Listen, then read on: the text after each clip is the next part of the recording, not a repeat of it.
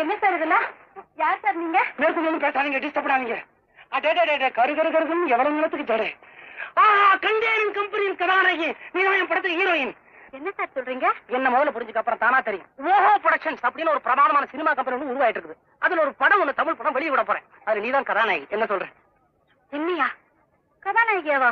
ஆச்சரியப்படுற? உன்னை பத்தி உனக்கு தெரியாது, ஆனா எனக்கு தெரியும். 1964 நீதான் ஸ்டார். ஆச்சுடுறேன், நீ ஒண்ணும் கவலைப்படாத. என்ன சார் முன்ன பின்ன தெரியாத என்கிட்ட என்னென்னமோ பேசுறீங்க? சந்தேகமா இருக்கா? இப்ப எடுக்க போறேன் படம், அதுக்கு கதை வசனம், டைரக்ஷன், தயாரிப்பு எல்லாமே நான் தான். பாவம் சார் நீங்க. ஏன் பரிதாபப்படுற? உன்னை கதாநாயகியா போட்டுக்கனா?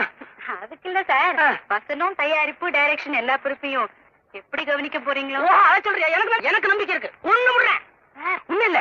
ஆமா, இது வரைக்கும் நீ ஏதாவது தமிழ் படம் பாத்திருக்கியா? ஓ, எங்க ஊர் டென்ட்ல பாத்திருக்கேன் சார். மின்னல் கொடி, ஜெயக்கொடி, வனராஜா கார்சன். உங்க ஊர்ல இன்னும் அண்டர்வாரி வரலையா? வந்திருந்தா அதையும் பாத்திருப்பேன். நீ என்ன சண்டைக்காரியா? அப்படிலாம் ஒண்ணும் இல்ல சார்.